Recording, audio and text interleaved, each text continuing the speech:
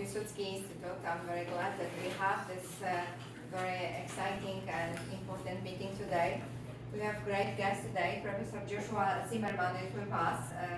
A warm welcome to you. Thank you for coming. So, today we will talk about Piłsudski. As all know, last week Poland celebrated Polish Independence Day. It was 104 years since Poland regained independence. And in America, we mostly hear about Ignacy Jan Paderewski, who was very influential in regaining independence from Poland in America. But not often we hear in Polish and Polish-American cycles about Józef Piłsudski. And today we will talk about Józef Piłsudski because Professor Joshua Zimmerman entitled his meeting today Józef Piłsudski's Legacy in Modern European History. And Professor is author of a newly published book, just published this year by Harvard University. And this book, as you can all see, is titled Józef Piłsudski, Founding Father of Modern Poland. Let me introduce our guest. Dr. Joshua Zimmerman is an associate professor of history at the Yeshiva University. Ellie and Diana Zborowski, Professorial Chair in Holocaust Studies and East European Jewish History. He received his PhD in comparative history from Brandeis University in Boston. His books include a few really interesting books, but I will mention one, The Polish Underground and the Jews, 1939-1945, which was published in 2017. His articles on Piłsudski, Ukraine, and the 1920 Battle of Warsaw have recently appeared in the Washington Post, Politico daily piece, Kyiv Post, Rzeczpospolita, and the Times of Israel. On a personal note, we have just been discussing that Professor Joshua Zimmerman has been coming to the Institute for the last almost 20 years with our old location in Manhattan on 182nd Avenue and here collecting, researching materials for his books. So I am very happy that the book is here and the professor took our invitation and is with us today. So we planned this event, this meeting today, to have a few steps. First, there will be presentation by Professor Zimmerman about the book, and then we will have a Q&A event. I have 10 questions, and Professor will be answering them. And later on, if there will be some questions from audience, there will be also time to answer the questions. So, Professor Zimmerman, the floor is yours. You are very much welcome here, and we are eager to hear your story. Thank you so much. Thank you, Dr. Korga and the Piłsudski Institute.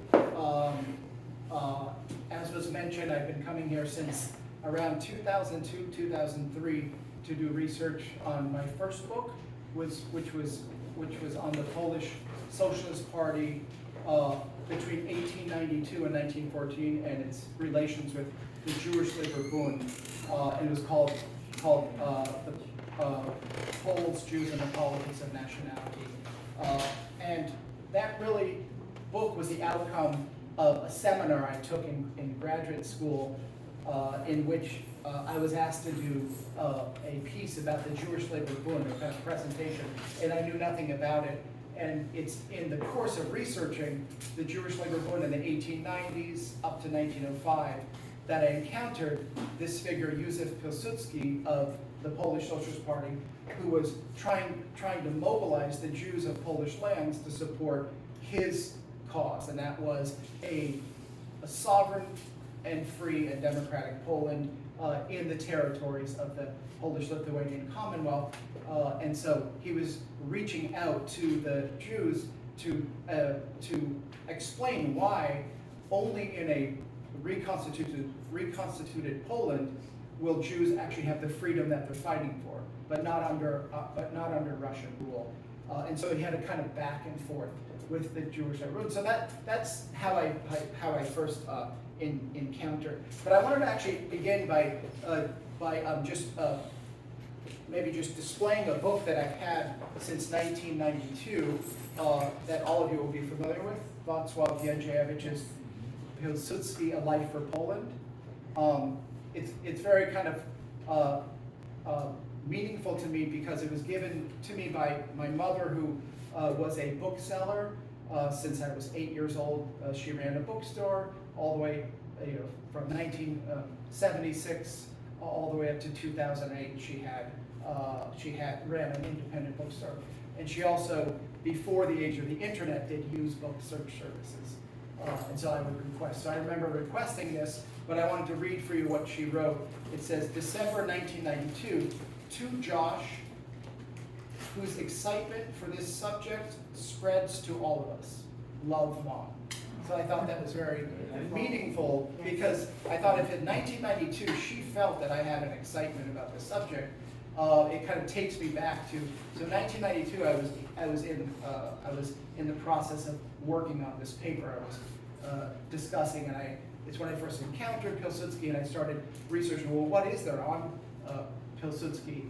And so that's when I came across this book. And this book became, I would say, central for the writing of this biography, just in terms of framework, understanding the character of Pilsudski, and there's so much extraordinary insight into this former president of the Pilsudski Institute, who served in his administration, in 1934 and 1935, so knew him personally. And so you have both the benefit of a historian who is meticulous about sources and verifying everything that he's actually putting forth, with this kind of understanding of the character of Pilsudski. So in a way, as I was researching the literature, one thing that struck me is in 1997, in the pages of the American Historical Review, an American professor reviewed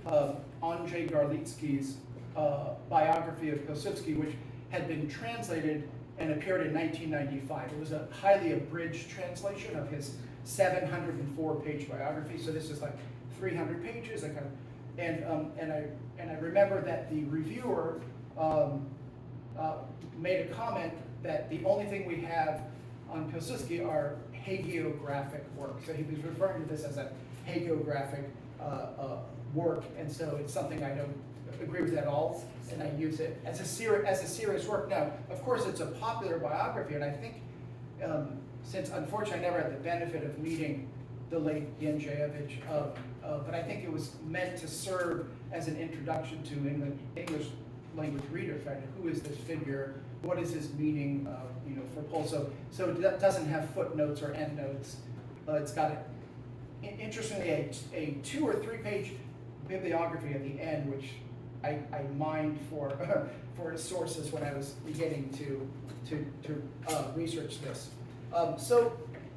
Having said that, the purpose of my biography was to restore the legacy of Pilsudski, or Pilsudski, in the collective memory of the West, and of the English language, English-speaking world. And in part, because as I was becoming more interested in the figure, I realized that outside of the Polish-American community and those who studied Eastern Europe, there was very little knowledge.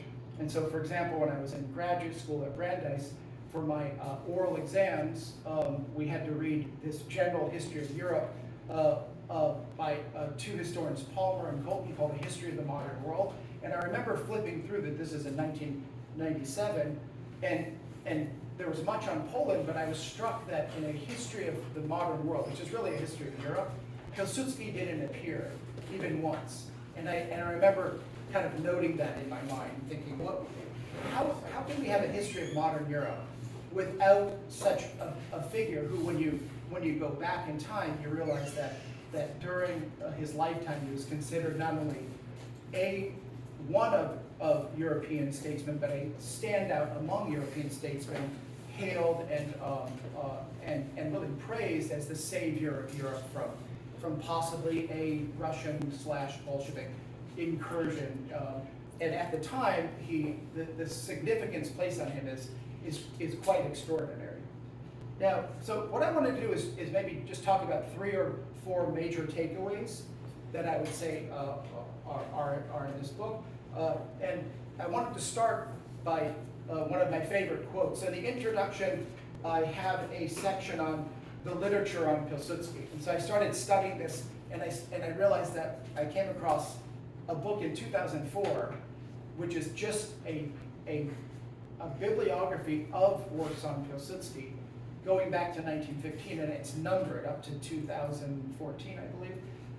So there's thousands of books on Pilsudski, going back to the first biography written by Wacław Sieroszewski, which itself is also an extraordinary work because it has original sources in there in 1915. He was an officer in the Polish legions and knew Pilsudski well, and also had actually personally known Bronisław Pilsudski, the older brother, and had actually interviewed the older brother. And so one of the, for me, I think is an important contribution to the book is chapter 1 on ancestry and childhood and adolescence. And I wasn't aware, and I didn't think about this too much until a colleague of mine in Poland, who's a specialist on interwar Poland, said he's not aware of any biography of Pilsudski in Polish or English that has this detailed of a chapter on the childhood. Because usually the interest is Pilsudski returns from Siberian exile in 1892, and he starts becoming leader of the Polish Socialist Party. But I have a chapter, a detailed chapter on everything leading up to the young 19-year-old who was sentenced to 5 years from Siberian exile.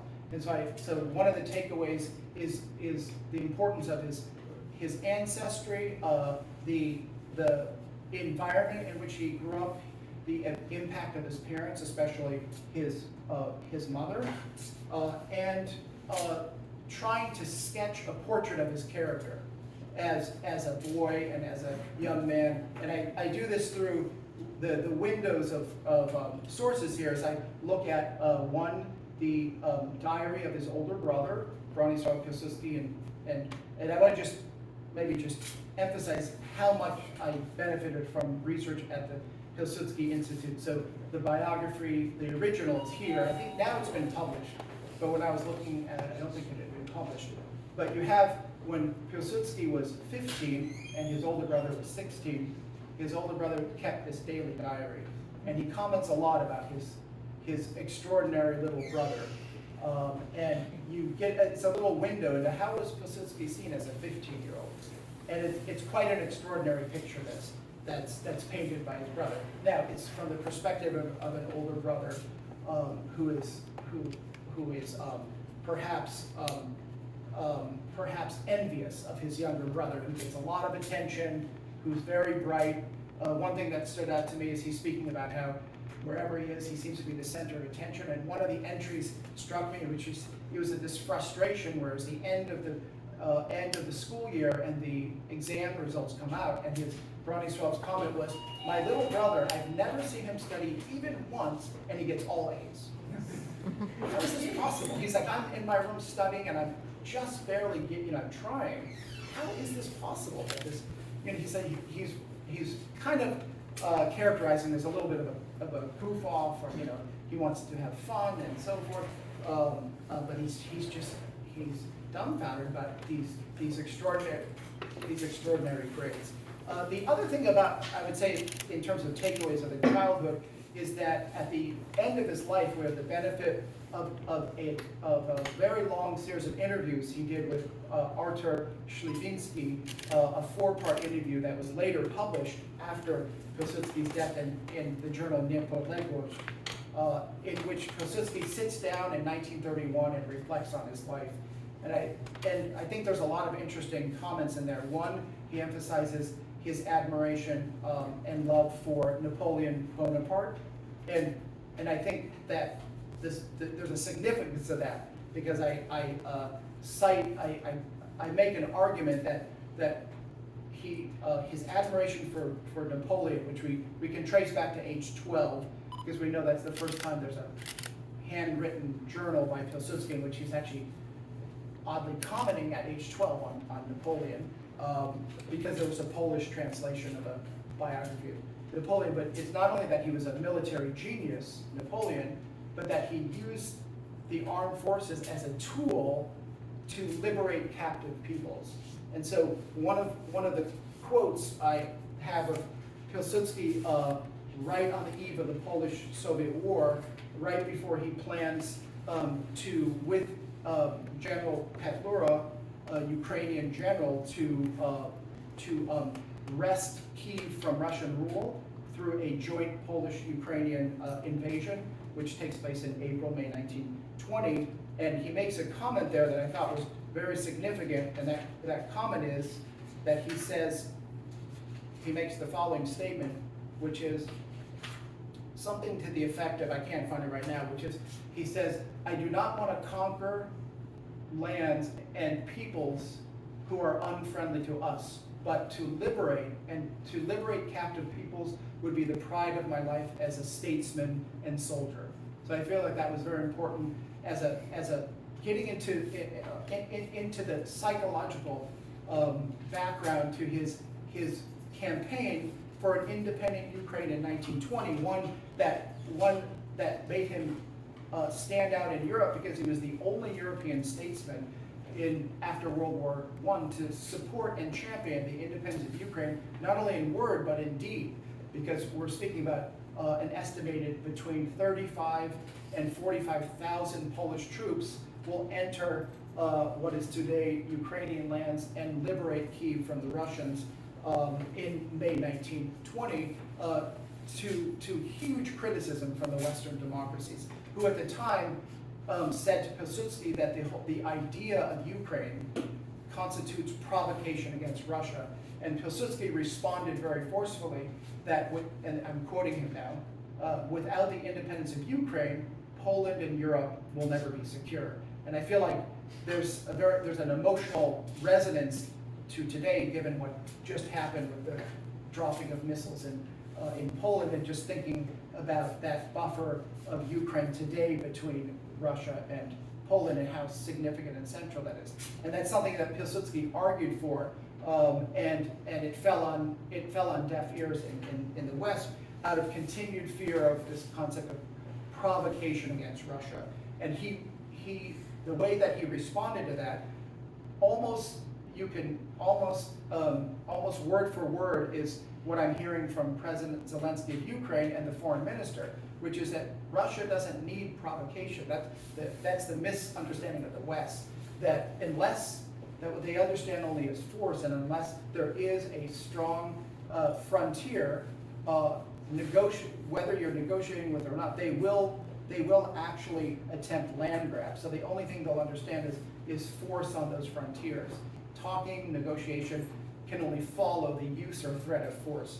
So it's one of the things I speak about in terms of, let's say, takeaways. So I just want to go through some images here, if I may, about Ukraine, because last week I was in Chicago at a conference of Slavic and East European Studies, and there was a roundtable on my book, and I had the pleasure of having a professor of Ukrainian history from University of Toronto, and he expressed a little frustration because I'm saying, I wanted his view about Pilsudski in Ukraine, because what I noticed is that in May 2020, which was the 100th anniversary of this campaign, there was very little attention in Ukraine. So he looked at me and said, what exactly was Pilsudski's vision for the frontiers of this independent Ukraine?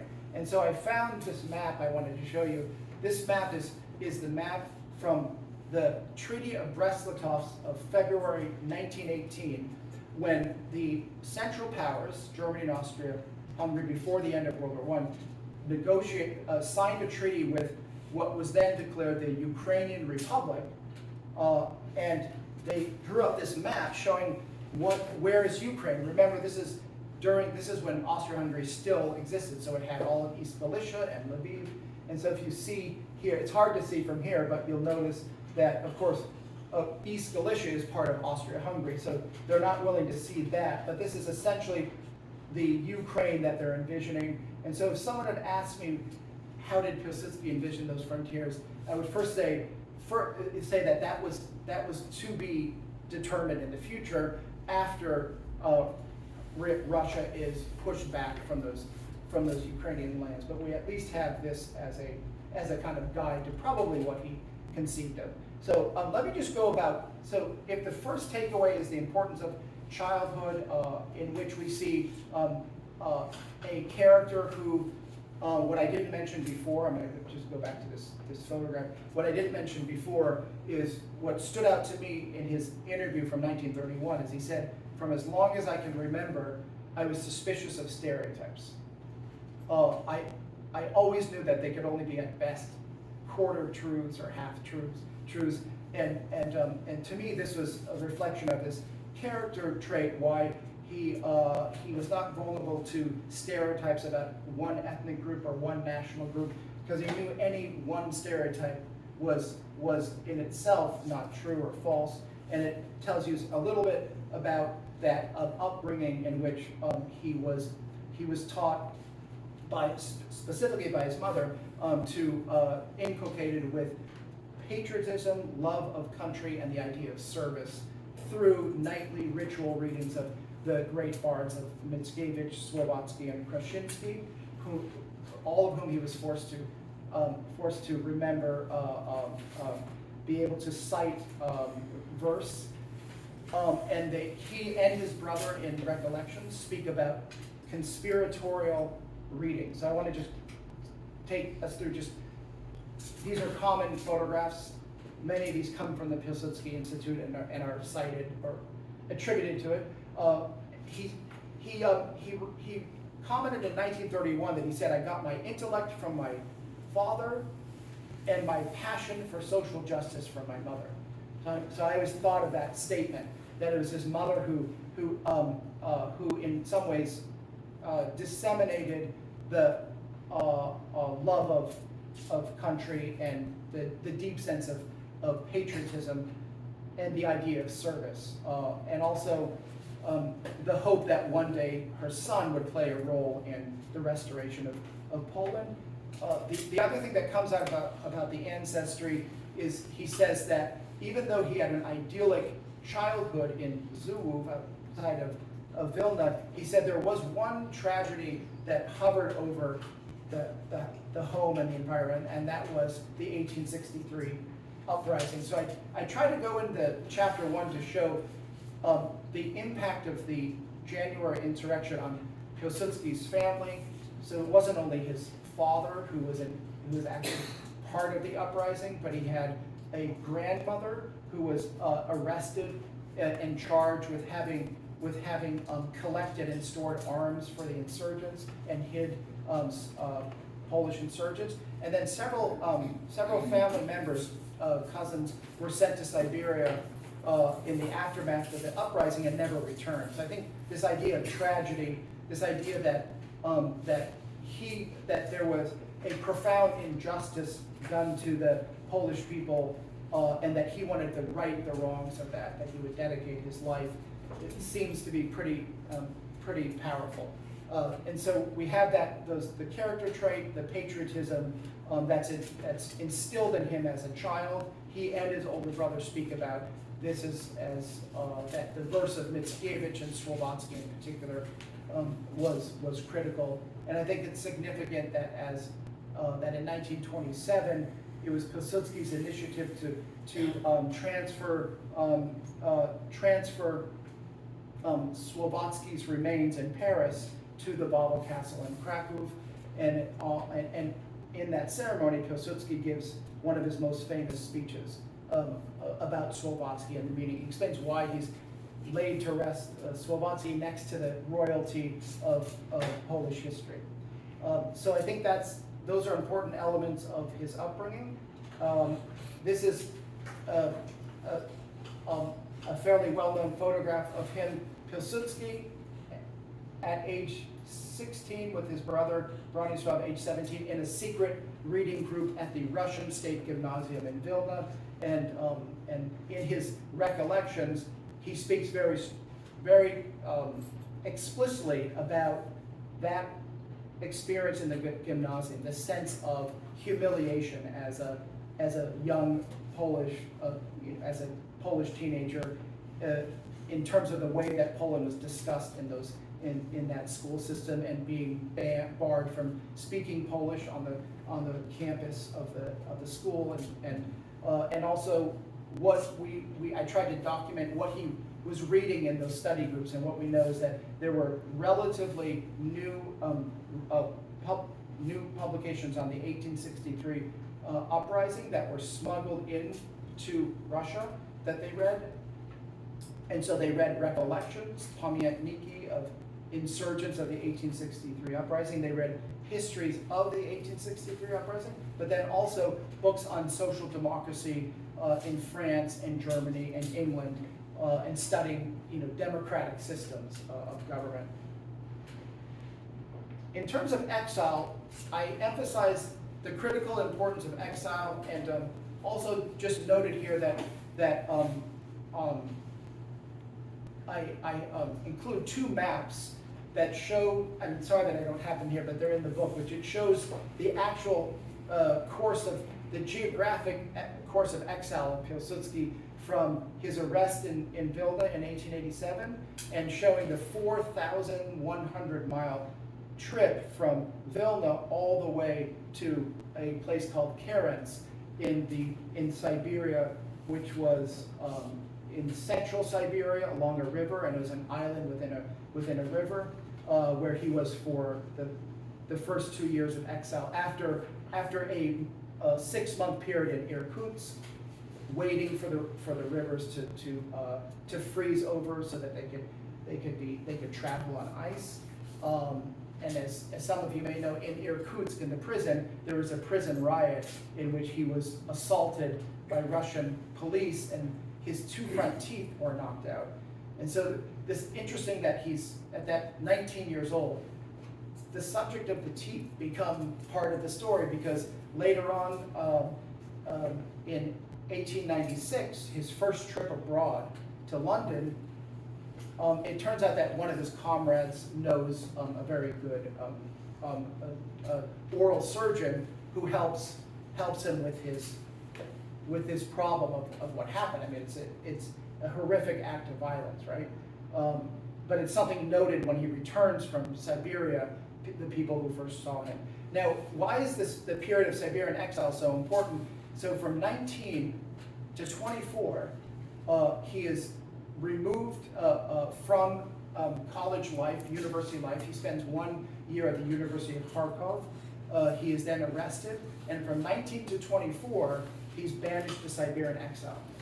And that period is almost where you had a kind of alternative university setting in which he had a couple mentors, much older gentlemen, heroes of Poland, who kind of took him in and with whom he discussed history and politics. And one of them was Stanisław Landy. So Stanisław Landy was one of the members of the first Polish Socialist Party in 1878 that was disbanded, and its leaders were arrested, and he was sent into exile. So something like 12 years after that happens, Pilsudski arrives in the same town and meets who he thinks is a kind of hero of the nation, because Pilsudski by that time already is a self-declared socialist. He's defining himself as a socialist when he graduates from high school. And by socialist, we really mean a social democrat, in the sense that he wanted a sovereign Poland with basic democratic rights and social legislation. So he meets it, and I make this argument in the book that it's significant that Stanisław Landy was a Pole of Jewish background or Jewish origin, who had given up, his own personal freedom for Poland. And it turns out that his uncle, Stanisław Landy, his uncle was Michał Landy, who in 1861, during a demonstration of Warsaw University students, was one of the 5 students killed by Russian police when they fired into the crowd. And there was a famous funeral of the 5 victims of the Russian police, who were literally, it was an unarmed demonstration calling for basic freedoms in Russia.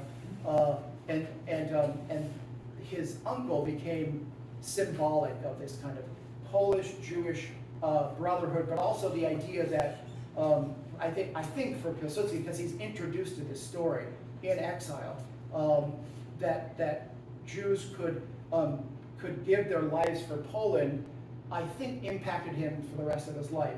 So that when he heard any stereotype against a minority like the Jews, which is that they could be disloyal or pro-Bolshevik or pro-Russian, that he always knew that could never be completely true when he's thinking of and so when he started studying the 1863 uprising, because of this story, he realized that there were Jews among the insurgents of the Powstanie Styczniowe. And so that also impacted his understanding that Jews could be Polish patriots. And that was, I think it kind of shaped his understanding. Now the other mentor was Bronisław Schwarz, who was 37 years his senior. He was who had been banished 30 years Siberian exile because he was a leader of the 1863 insurrection. He had been a founding member of the Central National Committee, and in December 1962, right before the uprising was called, he was arrested and sentenced to 30 years exile. 27 years later, Pilsudski at age 21 meets this, from his point of view, a hero of the nation. And he spends over a year in the same place of exile.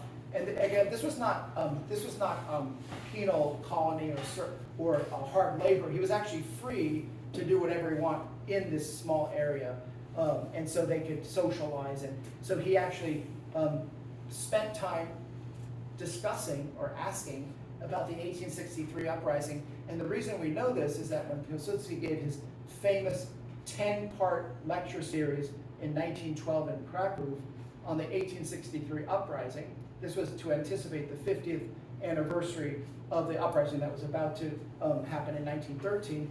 In those lectures, he's citing long passages of conversations he had with Bronisław Schwarz. So it's clear that this was almost like an office hour of a university student with a senior professor, and he was taking notes, because how is it possible that 18 years later he could have cited word for word, and I think he actually took notes, like as if he was in a lecture, and he would say, as the hero Schwarz said, or and he would cite him his experience. I think that was important. The other thing, of course, is on the personal level. Yes, please.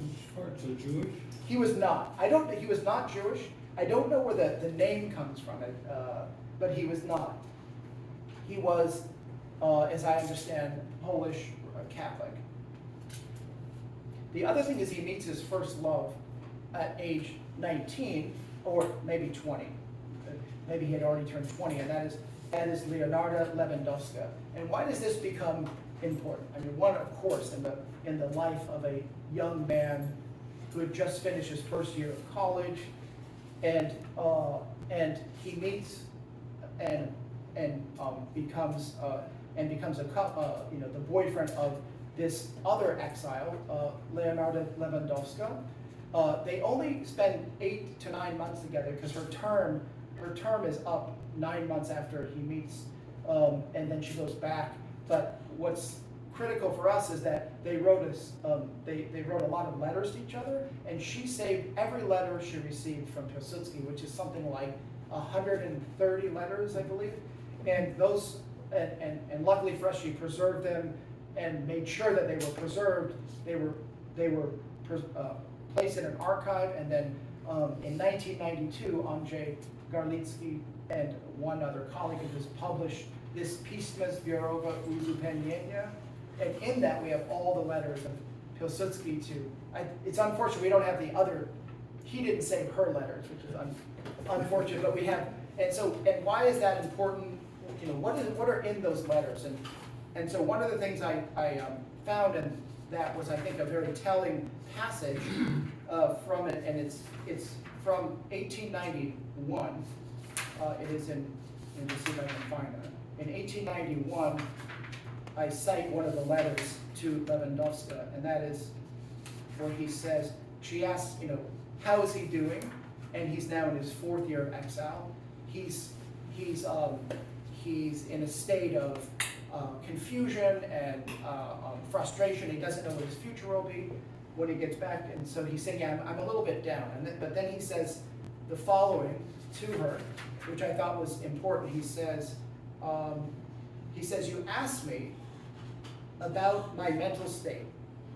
I would not say I was super great. The thing is that the same mental state leaves me with faith in my abilities, and he says, connected with this, the belief that I have an uncommon destiny awaiting me. And he says, and this belief is very powerful and deep. So I thought it was significant that in March 1891, at age 20, he's 23 at this point, he's already feeling that he has an uncommon destiny awaiting him. It's a very strong feeling. Now, so he meets his first love. He learns all about the Polish uprising that both his family was part of, and he has this now direct eyewitness account from a senior member of the insurgents, and he meets and is very much welcomed by Stanisław Lundy and his wife Felicia, who apparently spend days hosting Pilsudski in their home and discussing all these different things. So in a way, you can see the imprint. On the one hand, you have the attempt to restore independence of Poland, and then the other, Polish socialism, or the movement of socialism. And he begins to combine these two. And now, returned from exile, 1892 to 1900, and this is an iconic image of Pilsudski as a young man, 28-year-old Pilsudski. He's head of the Polish Socialist Party. He goes underground. I always say that the cruelty of the Russian government that was not only that they barred a 19-year-old and sent him off to internal exile for 5 years, but when he was released, they made him sign a document saying that he could not enroll in a Russian university for the next 5 years. And this was a very bizarre thing to do to a 24-year-old, because what other path did he have other than what he did, which is to go underground and fight for the freedom of his country? So he becomes leader of the Polish Socialist Party, and I kind of explain or go into what was his first encounter with that party. And his first encounter was a man named Stanisław Mendelsohn, a Polish Jewish gentleman who had been one of the founding members of the Polish Socialist Party in Paris, which had been founded the year before, and he was the emissary of the organization abroad. He goes into Vilna, Warsaw, and he tries to form the party inside the Imperial Russia, and he meets Pilsudski. He presents Pilsudski in Vilna with this founding program, which demands the independence of Poland and a socialist society based on the principles of labor rights and equal rights for men and women, the right of women to vote, but also all the basic democratic principles you'd find in the U.S. Bill of Rights. So I think that this really resonated with him, a program not only for a social democratic future, but within a sovereign state. And that was the unique Polish road, we can say, to socialism. Here he attended the International Socialist Congress in London, and it was the first time that he now interacted on the international scene as a representative of the party, and he attended with the attempt to have them pass a resolution for demanding the independence of Poland. And as many of you may know, he failed in that effort. There were, what's interesting about that is what I think really comes to the surface is how few of these socialist delegates, we think that there were about 550 in total from all the countries of Europe and North America gathering in London. How few had any background to even discuss Poland, because Poland didn't exist. And it was clear that many were unaware even of the issue of Poland. And so he was trying to get the Congress to pass a resolution. And in the end, they refused and they watered it down to make it a general affirmation of the rights of peoples to self-determination. So he was disappointed, but on the other hand, we can say that one of the great advocates was the British leader of the British Socialist Party, who 1 week before the resolution was voted on, he favored the resolution, and what he wrote, and I'll just quote you, it's Henry Hinman, it's the leading quote on chapter 4 of the book, so it would be, I don't know what page that is, sorry, but it's chapter 4 of the book. And Henry Hinman, he issued a statement 1 week before the vote in which he said, I quote, "The only hope of pushing reactionary Russia back from Central Europe lies in the reconstitution of a strong Poland." So you can see the support for it, but the majority voted against it. But it did kind of put him on the international scene in some ways, and he met socialists from all over Europe, and he became at least someone kind of a known figure in European socialism. And as you know, one of the features of Pilsudski's leadership in the Polish Socialist Party in the 1890s, from 1893, when he kind of assumes leadership, to 1900, is that he is able to import, to smuggle into Imperial Russia a printing press and begin to edit, print and distribute the illegal underground organ of the Polish Socialist Party, Robotnik. And he believed it was important. At that time, the organs of the party were abroad, in London or Geneva, and they would be smuggled in. But he wanted there to be a printing press right under the nose of the Russian government and the secret police and the gendarmerie. And so for the next 6 years, monthly, he churned out this monthly issue of Robotnik with a printing press. This very dramatic stories of where it was first hidden in the basement of a pharmacy in a rural area to modern-day Belarus, and then having to relocate that when there was suspicion that someone was getting wind of the fact that there's an illegal printing press, so then move it to Łódź. And in 1900, finally, the Russian police storm Pilsudski's home and arrest him, his wife Maria, and his stepdaughter Wanda here, I think, was then allowed to stay with family. She wasn't arrested. She was 12 years old. But this is the story of Pilsudski's the next phase of his life, and that is arrest and exile. And I have this is one of the maps that I have. Unfortunately, it's too small to see, but it shows. You'll see where he was arrested in Łódź, and it's kind of the path from Łódź to Warsaw to St. Petersburg, and how they fled, and the very moment that they were able to get out of Russia into Austria-Hungary. But just to go back here, they're arrested. He's put in a high security prison in the Warsaw Citadel, and he comes up with this extraordinary plot or kind of conspiracy, which is to fake insanity in order to get transferred from the high security prison in Warsaw to the mental institute hospital in St. Petersburg. This is a photograph of the St. Nicholas and Miracle Worker Hospital for the Insane in St. Petersburg.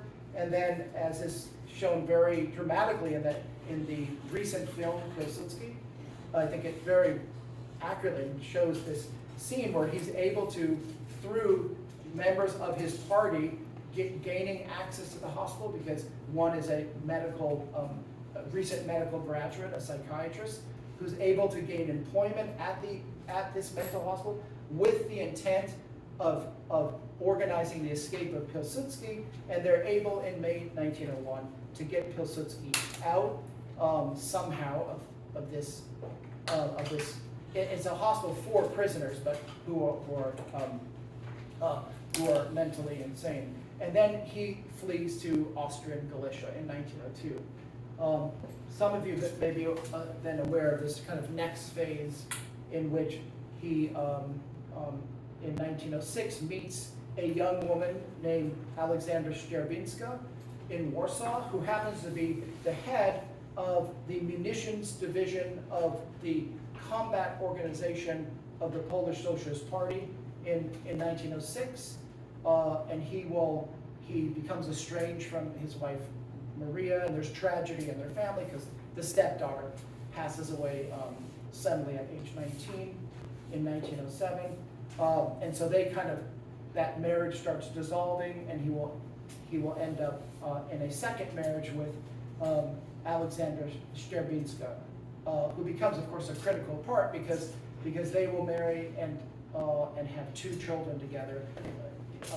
And Pilsudski's, and I try to narrate this, his first child will be born while he is in prison in 1918 in a German military prison. And of course, she will then write these memoirs that are important in 1940, 1941, called Pilsudski, a biography by his wife. They come out in English in London and New York. So that's an important feature of this. And then, of course, his transition from revolutionary to military general, I guess you could say, or military leader. And I would say that the major shift or transformation that happens is that in 1904, Pilsudski travels to Tokyo during the 1904 Russo-Japanese War to try to get a kind of alliance with the Japanese, so that the combat organization of the Polish Socialist Party could in some ways be in an alliance with the Japanese and be in kind of behind enemy lines. The Polish Socialist Party could aid the Japanese in their war effort against the Russians. It doesn't actually end up in an agreement, but what we do know is that when Pilsudski returns from Japan, his interest in the military moves from the periphery to the center, and he starts adopting the idea that a popular rising will not expel Russia from Polish lands. It'll only be a third tragedy, like 1831, 1863. And so what Poland needs is to build an armed force for a future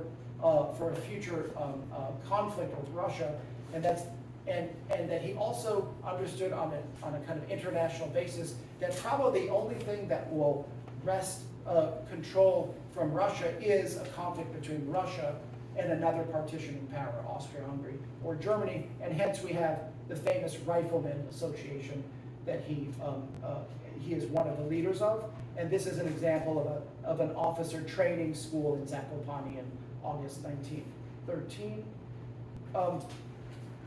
Now, World War I, of course, is the critical period, and I want to just to cite from here, to try to get a sense of it. If you can give me a sense of time, because I forgot to even set a timer, so you let me know. So I think we have a few more minutes. Few more minutes. Move maybe Okay. 5 minutes. More? 5 minutes. So I'm going to only just say this, that in 1914, this is one of my favorite images of Pilsudski. It's December 1914. He's head of the 1st Brigade, and this is him in Krakow, but he had just gotten back from Vienna, and in Vienna there was a banquet in honor of the legions, and he was asked to give a toast because he had just actually successfully repelled Russian forces in battles against the Russians, and he was starting to be venerated in terms of his military prowess. And so what I found is there was a Polish journalist who was at that banquet, and he kept a diary entry. This is early December 1914, and the diary entry says the following, and I quote, and this is the opening quote on chapter 10. Today, all are of the opinion that, at the very least, Pilsudski has the making of a historical figure. Sharing the fate of the legions, he is their personification, their symbol. And I thought that was very meaningful, that diary entry about already in 1914. And here's another example where I was at the National Museum in Warsaw, and I was, in Krakow, and I was observing an exhibition of photographs on the legions, and this appeared, and I got permission to reprint it in the book. It's Pilsudski attending an art exhibition in Krakow in 1916. It's just something about the veneration with which he's greeted here in 1916 as leader of the Polish legions. Now, and then I bring out that 10% of the Polish legions were Jewish soldiers, and I try to kind of ruminate on that. So how can we understand that he forms legions, the nucleus of a Polish armed force that's supposed to be at the helm of liberating Poland, and there's a lot of Jewish attraction to that. And it obviously has something to do with this emerging sense that he is a fair and decent person. He judges people by the content of their character, not by their race, religion, background, and that he will do good among minorities. So there was this, and I bring this out because this is a photograph of a Jewish officer in the Polish legions who perished on the battlefield, and he became a symbol of this what I mentioned, which is the Jewish sacrifice for Poland. And I just give this, I'll end with this here, which is, many of you may be familiar with Arthur Szyk, the famous Polish Jewish artist. And he, in 1928, publishes a series of 46 paintings that he calls the Statute of College. And it's supposed to be about it's Jewish encounters in Polish history, but also moments where Jews and Poles kind of united to fight for a better future. It could be either for independence or in this case, of course, the famous Statute of College from the 13th century giving Jews rights. So in that, one of the images is called the death of Bronisław Monspro. And that is this figure here, Bronisław Monspro. So I think it's interesting that he becomes kind of embedded in this history of Poland as a Polish hero, but as a symbolic of a Jew who gave his life for Poland. And then I think it's significant here that the dedication page of the Statute of College is this, which is Józef Pilsudski. The entire work is dedicated to Pilsudski. You'll see you have a J and a P, Józef Pilsudski, and there's a kind of symbolism of all these. But I think that that's important. And then I would say here, I would just conclude by saying I'd already spoken about how Pilsudski was the only European statesman to champion the independence of Ukraine. And then the other takeaway I wanted to say is that he was the first European statesman to accurately assess the dangers of Hitler. And so I spent much detail on this because in 1 month after Hitler took power, he disseminated, at the very least, a rumor that he was planning a military strike on Germany with the assistance of France to remove Hitler from power. Now, some say that he presented a proposal to the French. Some say that proposal never took place. But what I was able to find is contemporaneous diplomatic exchanges in which British, German, and French diplomats in March 1933 are taking very seriously that General Pilsudski, who has an armed force more than twice the size of Germany in 1933, because remember, Germany's was 100,000 men, the armed force, and the Polish armed force in 1933 was 264,000. And so Hitler had to take this very seriously. And what we know is that Pilsudski used it as a kind of diplomatic tool, first to threaten force, then to get concessions. And then in May 1933, based on a demand that Hitler made through his ambassador or his representative in Berlin, Hitler gave a speech that is unrecognizable today, speaking about that he has no territorial claims on any country in Europe. He respects the sovereignty of Poland, the boundaries of Poland, and he hopes for peace in the future. This was all based on a demand from Pilsudski. Hitler became very conciliatory, but he put Germany on note, which is that Poland as under Pilsudski, will use force to prevent any violation of its sovereignty before it takes place, not afterwards. It's not that first there's force, then there's diplomacy. It's first there's preventing the strike, and then there's diplomacy after. But he had, his view was you first you mobilize troops on the frontier, you put Germany on notice that Poland will not give up any land for any reason, and then you start talks. And the entire basis of Pilsudski's move was that 20 days after Hitler took power, he gave an interview with a British newspaper in which he said, I will take Danzig and the Polish corridor. It's only a matter of time, and the Germans deserve it, and it's part of the honor and dignity of the Germans. So it's that interview that caused Pilsudski to disseminate the rumors. So that was his response. So I think that kind of shows that he was an anti-appeasement statesman who unfortunately passes away in 1935, and we'll never know how he would have responded to German egregious violations of international law. We'll just never know. Would he have responded to the remilitarization of the Rhineland in 1936? Would he have responded to the annexation of Austria? Would he have responded to the annexation of Czechoslovakia? It's unclear, but his policy seemed to be that any violation of a sovereign state is a threat to every freedom-loving country in Europe. So it can't just be because it's not on your border, we're not going to do anything. So he had a kind of, it reminds me of the famous statement by Dr. Martin Luther King, which is, injustice anywhere is a threat to justice everywhere. So I think he kind of operated with that kind of principle. Thank you.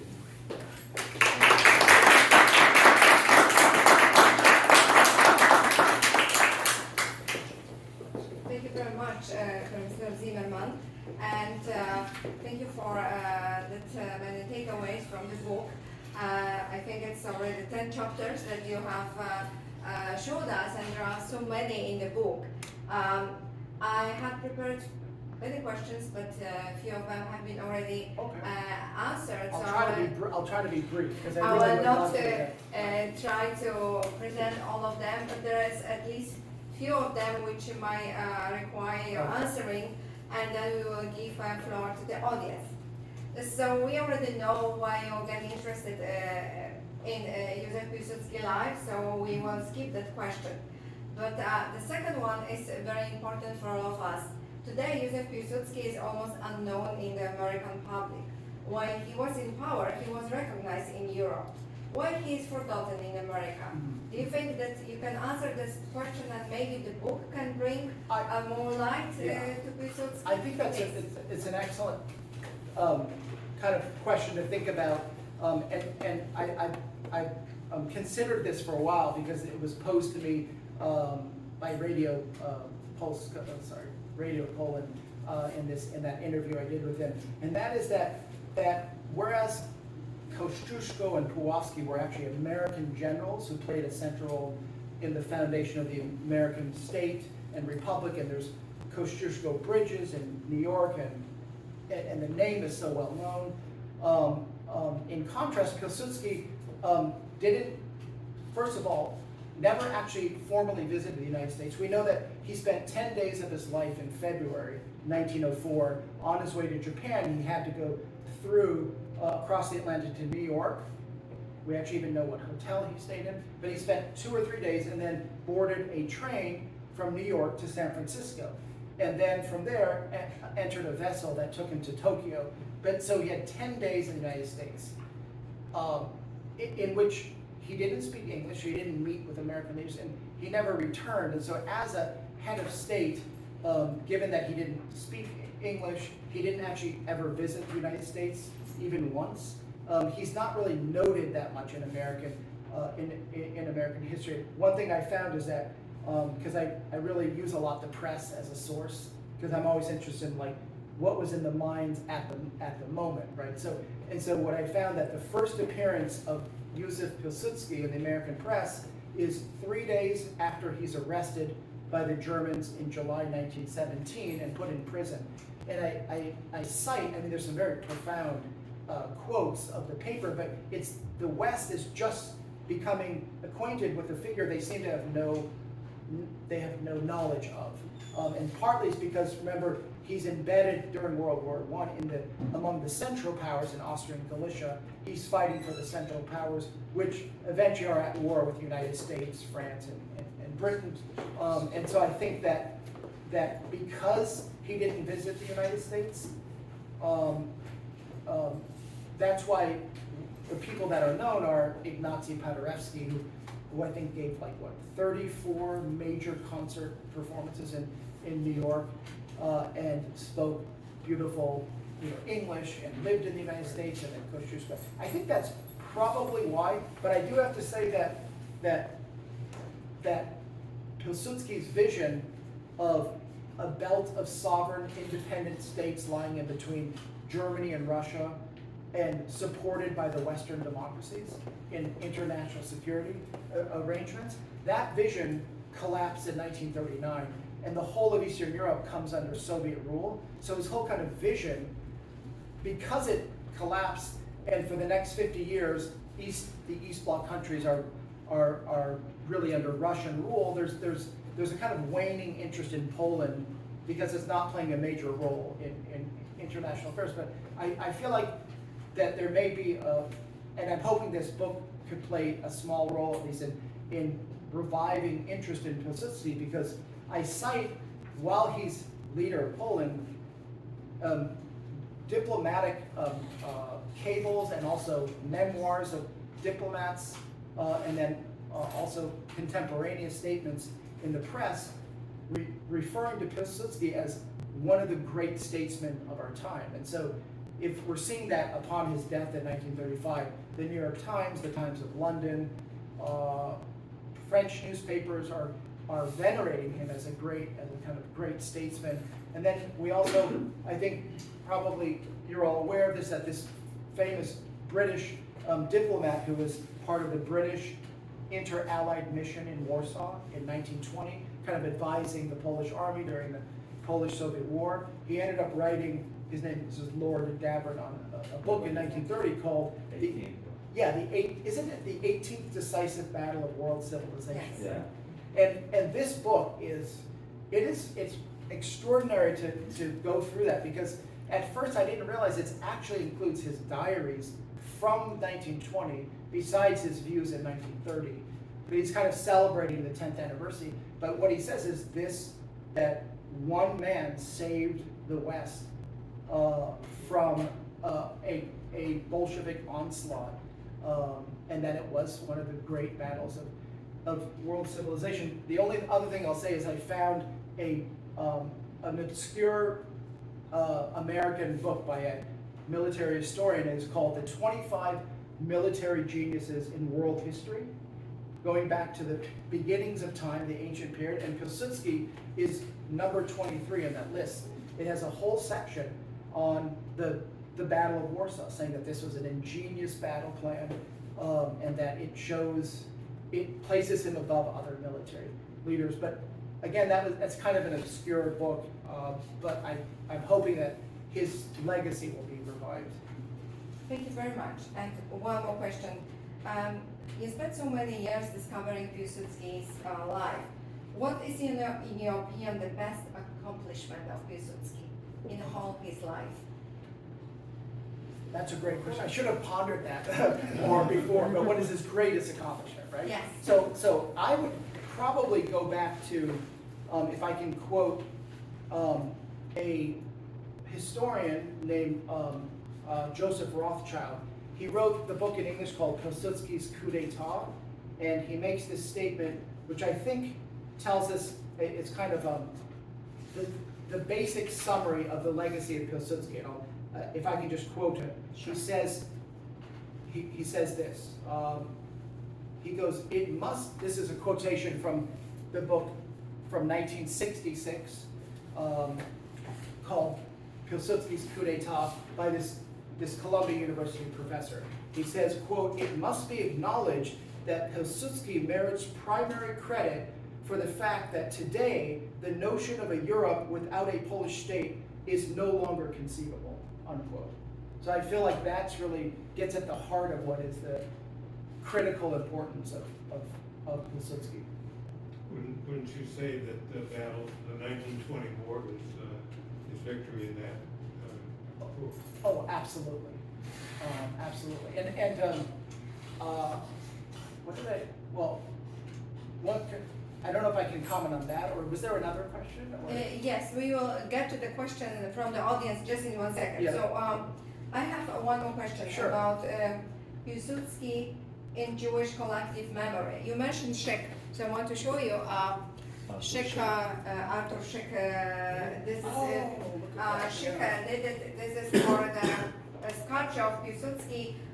It's like cegiełka for building the sculpture in wood. So Szyk was very familiar with Piłsudski life, and they collaborated together. So we have this here. So if you could just in a few words explain or tell us Piłsudski in Jewish collective memory. How do you find that? Okay, so I think I can reduce that down, if I may, to one story. So I like to confer and chat with historians and also people who lived during that time to collect stories. So in 2003, I was in Philadelphia at a conference, and I don't remember how this came up, but a woman who was then maybe 85, who was from former Kresy, Eastern Poland. I forgot which town, and she was Jewish, and she made a comment that when she was a child, there was a statue of Pilsudski in the town square, and every Sunday her family would go there, and there was this sense that if you're standing near the statue of Pilsudski, then you'll be safe. And it just, there's a good feeling about it. And she said he was regarded as our protector, marshal Pilsudski. And I really pondered on that, and I asked her, would she write that story for me? So she wrote it for me and sent it to me and signed and dated it. And so I cite that in the book, what that meant. And then she had a second part, which she said she had a Polish nanny. And when her parents weren't there, the nanny would also take her to the statue and say, this is a great place for us to spend time on a Sunday. So there's that, and then the second part is there's a wonderful documentary called Image Before My Eyes, The Jews of Poland Before the Holocaust. Came out in 1980, and the important thing of that documentary, put out by the Yeshiva Institute, is they interviewed Polish Jews, almost all of whom are no longer living. And one of them was Dina Abramowicz. She was the head librarian of Yeshiva, and she was born and raised in Vilna and was 16 in 1935. And so she, without being asked, initiated a conversation of the day Pilsudski died and what she remembered the moment she heard the news, and she remembered the feeling she had. And what she said is that we felt that with his death, there were dark times ahead. There was a sense that, and then the other would be some memoirs, I quote, in which, just from various Polish Jews who left memoirs, and then others who were writing diaries. So I cite at the end a diary by someone on the day after Pilsudski died. He was a 60-year-old physician, and it's a very powerful a diary entry about why this is so significant. And then a woman who left a diary from Krakow and said, we were a Pilsudskiite home. There's just like an absolute sense growing up in Krakow that this was this great man. And then she makes this thing that she'd never seen her father weep, but there was only one time in her whole life, and that is when the news came that Pilsudski had died and what impact that made. She was like 13 at the time, so she remembered that moment and what it meant for her. So I think that's part of the collective memory. Thank you very much. I will not continue with my question. I will give the floor to the audience. Sure. So the floor is open. If you have questions, please. First question, please. Sure. My question has to do with how your book has been received, or how your manuscript has been received within the community of historians in the United States. So there's been now a couple reviews. One was in the London Review of Books, and the other was in something called Notes for Poland. I think it's a website, and then another including like the Jewish Chronicle of London. But what's what's interesting is that in the London Review of Books, it was by a 90-year-old historian who I think everyone may know here, Neil Asherson, who is, you know, a great advocate for Poland in the 1980s. He was like the major thinker and commentator on Solidarność during the 1980s.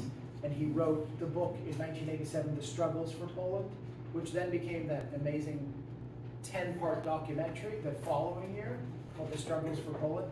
And so I think he generally, in general, gave a favorable view, but it's a review that I wasn't I was surprised at because the London Review of Books, it's like a magazine. So the first 2 pages, like this, the book is not mentioned. It's a book review, but it's not mentioned. He's just speaking about Poland and Pilsudski, and then it's on the 3rd page. And his comment is that there wasn't enough on the economy, and he believes that there wasn't enough on Roman Dmowski, like a kind of discussion, a more thorough discussion of Dmowski. So that was the kind of critique, but he felt like in general it was a positive book. So I have a feeling the reviews will be generally positive because